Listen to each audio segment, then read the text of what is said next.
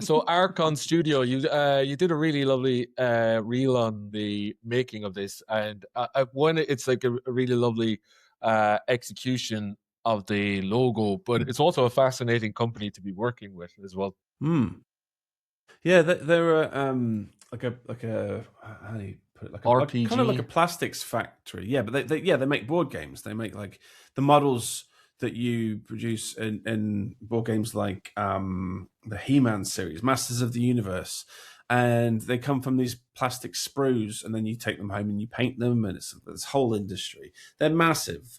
They had a logo that they were been working with for a long time, but it kind of wasn't very versatile. They also, this is the most stressful part about this job, they also have a team of internal designers, like 3D artists and graphic, seriously good designers, had all had a crack at making this logo. So I was bloody nervous, right? I'm like, no matter what I send, they're all going to be like bitter about the fact that none of their logos were chosen. And so, I was kind of stressed out about this one. And so, it was a bit of a tricky brief. So I went away and basically learned about how their company works and how the plastic sprues are formed, and watched this amazing YouTube video. I think I linked it in my portfolio, but it's basically, you have two molds that are pressed together. Plastic is forced into the mold, and it makes like this popping sound as like mini explosions go through, and then it's kind of released and it drops into a vat and goes back again.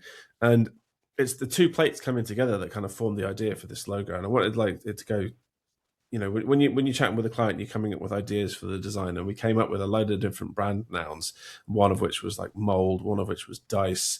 There was a few others in there, like hexagon, like the playing space on a board, which is a sort of common playing space. We actually ended up crowbarring all of them into this design. So we've got hexagon, dice, and the injection molds as well.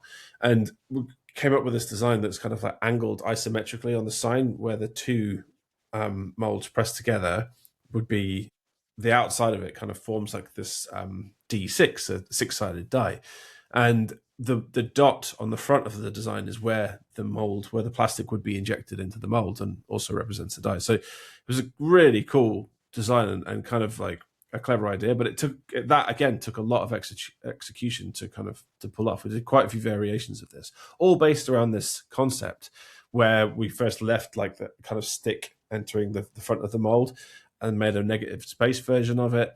And it looked, at one point, it was like I'd stripped it back too far. Like it was so abstract that it was kind of not recognizable anymore. But then we added a couple of borders to work in one color, and then we've got a kind of color variation that works as well. But yeah, the guys are really, really chuffed with this one, and I was as well. Like it was a nerve-wracking job, because they're a big company, and this is going on the side of their vans and on the side of their factory and all sorts. And Masters of the Universe is like in these circles, it's a big deal, right? They have the IP to He-Man. That's nothing to be sniffed at. And so my logo is going on all of these boxes, and all of the people that represent these games at like conventions and stuff will be wearing it on their t-shirts. Mm-hmm. So yeah, it was a full-on job. It was a tricky one.